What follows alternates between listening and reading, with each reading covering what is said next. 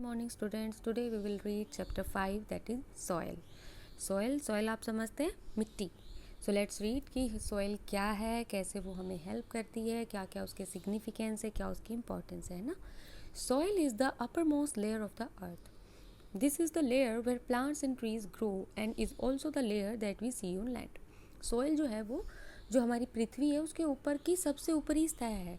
हम जब भी मिट्टी खोदने लगते हैं, हम कहते हैं ना मिट्टी खोदो, जब भी आप धरती को खोदते हो तो सबसे पहले क्या मिलती है, हमें मिट्टी मिलती है, सॉयल मिलती है. तो ये वो लेयर है जहाँ पे प्लांट्स और पेड़ पौधे ग्रो करते हैं, है ना. Also this is the layer that we see on land. और धरती पे, पृथ्वी पे, ज़मीन पर हमें सबसे पहले क्या दिखता है, मिट्टी ही दिखाई देती है. As we need plants for food we are dependent on the soil indirectly. अब हमें फूड कहाँ से मिलता है, प्लांट से. और प्लांट्स को फूड कहाँ से मिलता है, हमें पता है ना. फोटोसिंथेसिस एक प्रोसेस रहती है जिसमें सॉइल भी इम्पॉर्टेंट पार्ट होता है. तो हम लोग सॉइल के ऊपर इनडायरेक्टली डिपेंड करते हैं. क्यों? हम खाने पे निर्भर करते हैं और खाना हमें पौधों से मिलता है और पौधे को सॉइल इम्पोर्टेंट होती है. When the earth was young, there were only water, air and rocks. Due to the action of heat, rain, wind and underground water, the rocks broke up bit by bit into small pieces. तो वो बताता है कि जब मनुष्य जीवन नहीं था और धरती यंग थी, या ऐसा माना जाता है कि इनिशियली सबसे पहले धरती पर सिर्फ 3 ही चीज़ें थी, हवा थी, पानी था और चट्टानें थी. लेकिन हवा से, पानी से धीरे धीरे, जैसे कभी तेज़ बारिश हो रही है या तेज़ हवा चल रही है, तो वो जो चट्टानें थी उनकी धीरे धीरे करके छोटे छोटे छोटे छोटे टुकड़े होते चले गए और उसने किसका रूप ले लिया, मिट्टी का रूप ले लिया. It took millions of years for these pieces to change into the loose material that we called soil. अब आप देख सकते हैं कहीं पे भी कोई अब अगर हम किसी को, कोई बड़ी रॉक है, उसको अगर हम ज़ोर से तोड़ते हैं तो हम उसको मिट्टी में तब्दील कर सकते हैं. लेकिन पृथ्वी को ये प्रोसेस कंप्लीट करने में कई करोड़ों साल लगे, है ना. क्योंकि वो धीरे धीरे धीरे धीरे कट कट के मिट्टी बनी है. और मिट्टी क्या है, एक लूज मटेरियल है ना. रॉक का कैसा मटेरियल है, लूज मटेरियल है, जो थोड़ा आराम से उसे आप हाथ में पकड़ सकते हो, उसका अलग शेप हो सकता है. Soil profile. Soil profile means the layers of soil. In the picture here they have been named ABC. तो वो सोयल की प्रोफाइल बता रहा है. आप ये वाली पिक्चर देखेंगे, है ना, जैसे पेड़ का तना दिखा रखा है और उसके बाद उसने 3 लेयर जो है सोयल की दिखा रखी है. टॉप सोयल, सब soil and bed rock soil. ठीक है, तो सोयल के अलग अलग लेयर्स होते हैं. चलिए हम उसके बारे में पढ़ते हैं. A is the top soil. It contains fine particles of sand and clay, a lot of organic humus that gives all the necessary nutrients to the plants growing in it. तो जो सबसे ऊपरी सतह होती है वो टॉप सोयल होता है. उसके अंदर क्या होता है, सैंड होती है, रेतीली मिट्टी जिसे हम कहते हैं, और क्लेई मिट्टी होती है. क्लेई मिट्टी होती है ना, चिकनी मिट्टी और रेतीली मिट्टी. और उसके अंदर बहुत ही ज़्यादा न्यूट्रिएंट्स होते हैं जिसे हम ह्यूमस कहते हैं, है ना. All the necessary nutrients to the plants, जो रिक्वायर्ड होते हैं प्लांट्स को, वो उसके अंदर होता है. B is called sub soil. जो सेकेंड लेयर है उसे हम क्या बोलते हैं, सब सोयल कहते हैं. इस लेयर में ये क्या होता है, it is the layer below the top soil and contains large bit of rocks. ये जो है टॉप सोयल के नीचे होती है और इसके अंदर बड़े बड़े टुकड़े होते हैं रॉक के. It contains very little organic matter but has water.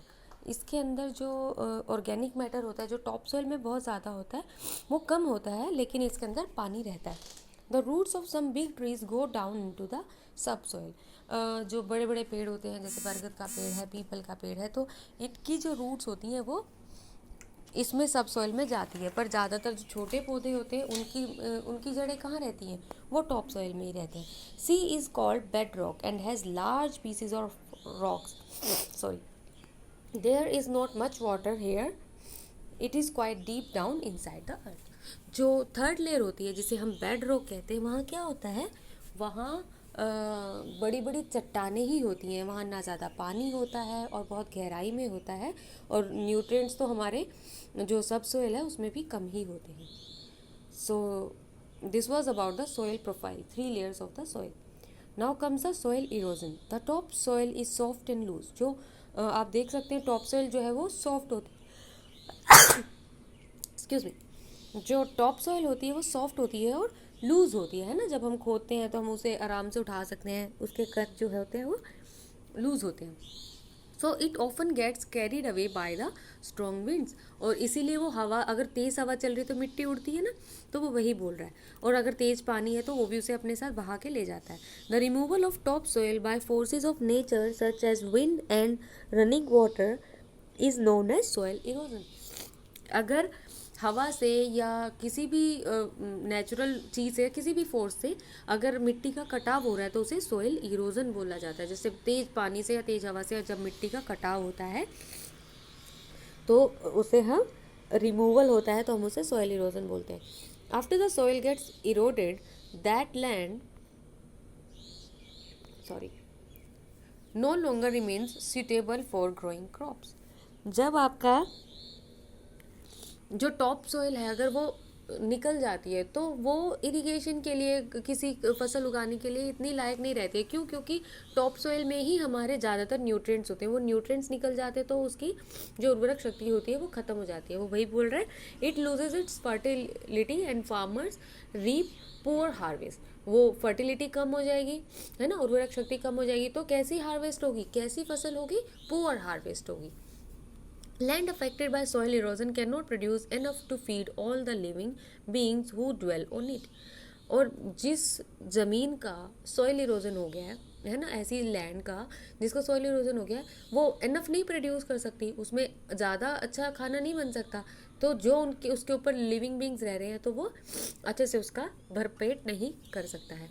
We should therefore understand and try to stop soil erosion. इसलिए हमें ये बात समझनी चाहिए और हर कोशिश करनी चाहिए कि सॉइल इरोजन को रोक सकें। Now let's read causes of soil erosion. हमें पता लगा कि हवा से, पानी से होता है, पर let's read them in detail.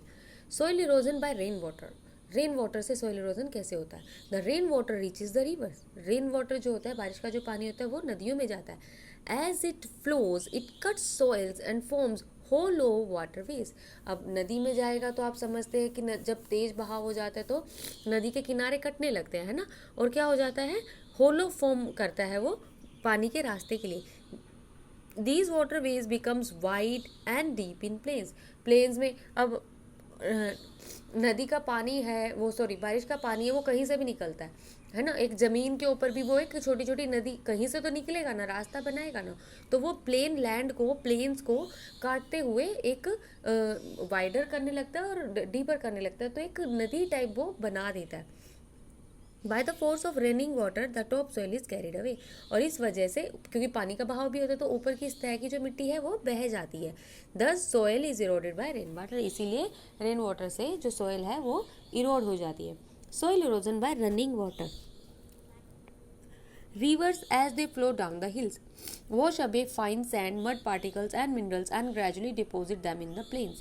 The soil deposited by rivers is called silt. This is very rich and fertile. A large amount of soil gets into the sea as rivers empty their water in the sea year after year. अब वो बात करता है कि देखो नदियाँ कहाँ से शुरू होती हैं। बेसिकली नदियाँ कहाँ से शुरू होती है? पहाड़ों से आती है ना, बर्फ़ का पानी पिघलता है, वो नीचे की तरफ आता है तो नदियाँ बनती हैं।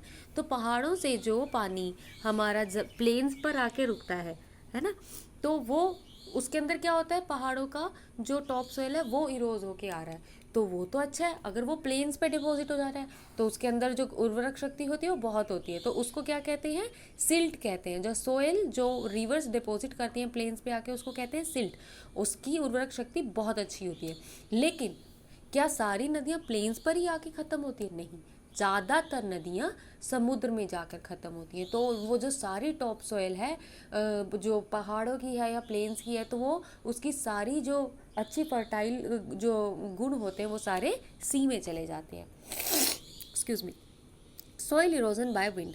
The strong winds blow and carry away top soil as it is loose. Soil अब अगर मान लो मिट्टी सूखी है, तेज़ हवा चल रही तो मिट्टी उड़ जाती है और वो ऊपर की ही मिट्टी होती है। Manure is blown away. जो उसकी मैन्योर होती है, उसके अंदर अगर कोई किसी ने खाद डाला है या कोई फर्टिलाइजर डाला है तो वो भी सब निकल जाता है। Quite often the roots of plants lose their soil cover and die due to deficiency of minerals. और जिसकी वजह से क्या होता है, अगर मैन्योर चला गया तो जड़ें जो है वो कमज़ोर होने लगती है ना, उनको प्रॉपर उनको न्यूट्रिएंट नहीं मिल रहा तो उनकी जड़ें कमज़ोर हो जाती है, और इस डेफिशिएंसी से इवेंचुअली जो है वो प्लांट जो है वो मर जाता है due to deficiency of minerals. Excuse me.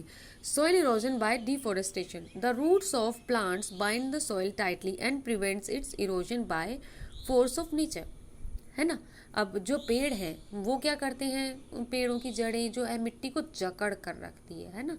तो फॉरेस्टेशन जो होता है उससे हमारी जो सॉइल इरोजन है वो कम होता है. लेकिन हम तो पेड़ काट रहे हैं, कभी इस वजह से या कभी उस वजह से. तो पेड़ नहीं रहेंगे तो जड़ नहीं रहेगी, जड़ नहीं रहेगी तो हमारी सॉइल इरोजन होगा. तो इसीलिए वो कहता है ये जो हम डिफोरेस्टेशन कर रहे हैं, फॉरेस्ट को जो काट रहे हैं उसकी वजह से हमारा सॉइल इरोजन होता है. Due to cutting of trees the top soil become more prone to erosion as there are no roots to hold it tightly. क्योंकि कोई रूट्स नहीं है उन्हें पकड़ने के लिए तो सॉइल इरोजन और ज़्यादा होता है due to cutting of trees. Now अब हमने सॉइल इरोजन के बारे में पढ़ा कि सॉइल कैसे वेस्ट होती है. Now let's read about soil conservation. हम सॉइल को कैसे कंजर्व कर सकते हैं. It took million of years for nature to create soil which is the base और फाउंडेशन ऑफ ऑल लाइफ. वो कहता है कि अब हमने जैसे चैप्टर की स्टार्टिंग में पढ़ा कि हमें ये समझ में आता है कि सॉइल को बनने में बहुत ही करोड़ों अरबों साल लगे हैं. और ये जो सॉइल है ये क्या है, हमारा एक बेसिक चीज़ है ना, एक बहुत इंपॉर्टेंट चीज़ है ना हमारी ज़िंदगी के लिए. अगर सॉइल नहीं होगी तो पेड़ नहीं होंगे तो कैसे खाना मिलेगा. मतलब हम इमेजिन भी नहीं कर सकते कि हमारी लाइफ कैसे हो सकती है. Therefore it is our responsibility to preserve and protect. इसीलिए हमारा कर्तव्य बनता है, हमारी जिम्मेदारी बनती है कि हम इसे बचाएं और प्रोटेक्ट करें. We can not stop natural forces like wind and water from causing erosion. हम हवा तो नहीं रोक सकते, हम पानी तो नहीं रोक सकते, because these are natural forces. इनको नहीं रोक सकते. किससे नहीं रोक सकते, इरोजन, सॉइल इरोजन करने से नहीं रोक सकते. But we can take steps to slow down the process of soil erosion. लेकिन हम ऐसे स्टेप्स जरूर ले सकते हैं जिनसे सॉइल इरोजन रोका जाए. आप हवा नहीं रोक सकते, पानी नहीं रोक सकते, लेकिन उनका बहाव कम करने के लिए कोशिश कर सकते हैं. कैसे, let's read them out. The protection of soil from getting eroded is called conservation. और ये जो प्रक्रिया है जो हम सॉइल इरोजन होने से रोकते हैं उसे हम सॉइल कंजर्वेशन कहते हैं. Some ways of conserving soil are afforestation. तो वो क्या कहता है, सबसे पहला और सबसे बहुत ही इम्पोर्टेंट पार्ट जो है वो एफोरेस्टेशन, मतलब पेड़ों को ना काटें इनफैक्ट और पेड़ लगाएं. Afforestation means planting more and more trees that can prevent soil erosion. वो कहता है कि ज़्यादा से ज़्यादा पेड़ों को उगाएं ताकि हम सॉइल इरोजन को बचा सकें. The branching roots of trees make strong underground nets. जो ब्रांचिंग रूट्स होती हैं, जो पेड़ों की रूट्स होती हैं, वो क्या बनाती है, एक तरह का एक नेटवर्क बना देती है, एक बहुत ही अच्छा जाल बना देती है जिससे हमारी मिट्टी क्या है, जकड़ जाती है ना. These net bind the particle of soil in such a way that they are not blow away even by strong winds or washed by heavy shower. तो वो कह रहा है कि इतनी ज़ोर से हमारी जो जड़ें हैं उसको पकड़ लेती है, इतने अच्छे से बाउंड कर लेती हैं कि ना वो हवा उसको उड़ा सकती है और ना पानी से वो वॉश अवे हो सकता है. So soil should not be left bare. इसलिए जहाँ पर भी आपको लग रहा है कि मिट्टी खाली मिट्टी है तो वहाँ पर हमें ज़्यादा पेड़ लगा देने चाहिए, है ना. In forest, in hillsides, new trees should be planted in the places or trees that are cut down or destroyed. जहाँ पर भी आपको लग रहा है जंगलों में या पहाड़ों में जहाँ खाली जगह है, जहाँ पर या तो पेड़ काट दिए या पहले से ही नहीं है, तो वहाँ पर नए पेड़ हमें लगाने चाहिए. Making embankments, another way to conserve soil.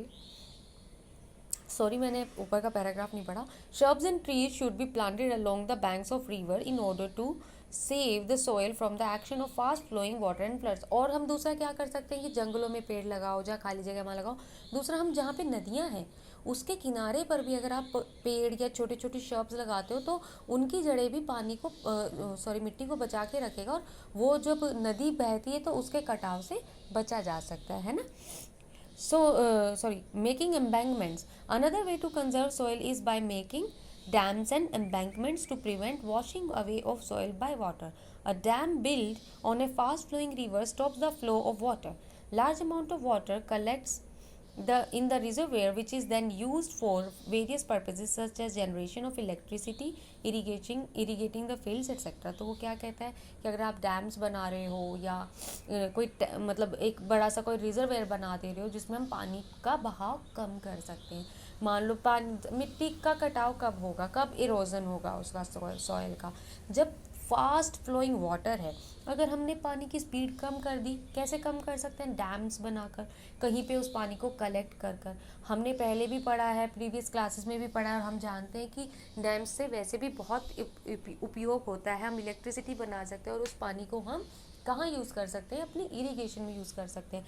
वो नदियों का पानी बहुत अच्छा होता है, उसमें पहाड़ों से वो पानी आ रहा है तो उसमें उसकी फर्टिलिटी भी बहुत अच्छी होती है, गुणवत्ता बहुत अच्छी होती है, बहुत शुद्ध पानी होता है. To prevent the soil along the banks from getting washed away, strong embankments are built. These changes the direction of flow of water and then soil erosion is prevented. वो क्या कह रहे हैं, एम्बैंकमेंट क्या होता है, एक तरह से चार दीवारी. आपको पता है कि नदी बह रही है, आप अगर खाली मिट्टी है तो वो काट के लेके जाएगा अपने साथ, लेकिन अगर हम उसको ईंटों से प्रोटेक्ट कर देते हैं या स्ट्रॉन्ग बना देते, सीमेंटेड उसकी साइड लाइंस कर देते, तो वहाँ से पानी का बहाव नहीं जा सकता. हम उसको दिशा भी दे सकते हैं अपने मन मुताबिक, और वहाँ से वो सॉइल इरोजन भी बच सकता है. Making terraces along the hill slopes. Making terraces is an important way to check soil erosion, especially on hill slopes. Forming terraces or broad, flat steps reduces or weaken the forces of water coming down the tops of hills and दस prevent soil erosion. आप picture में देख सकते हैं कि terrace farming कर रखी है. हम लोग जानते हैं कि हिल स्टेशन पे किस तरह की फार्मिंग होती है, वहाँ प्लेन्स नहीं है तो वहाँ पे टेरेस फार्मिंग होती है. एक तरह से स्टेप्स बनाए जाते हैं, जैसे पैड़ियाँ होती हैं उस तरह से. अगर आप वैसे फार्मिंग कर रहे हो या नॉर्मल भी है, तो अगर वहाँ से पानी आ भी रहा है तो पानी का बहाव क्या है, कम हो जाता है. अगर ऐसा टेरेस ना हो कि अगर ये स्लोप ही होता तो पानी का बहाव और तेज हो जाता है ना. स्टेप्स ना हो कि अगर स्लोप हो, स्लाइड करे पानी, तो वो तेज़ी से आएगा, लेकिन अगर स्टेप से आएगा तो उसकी स्पीड थोड़ी कम हो जाएगी. सो इट सेज कि हिल्स पे हमें टेरेस फार्मिंग को बढ़ावा देना चाहिए. I guess that's all about this chapter students. Thank you. If you have any concern please let us no.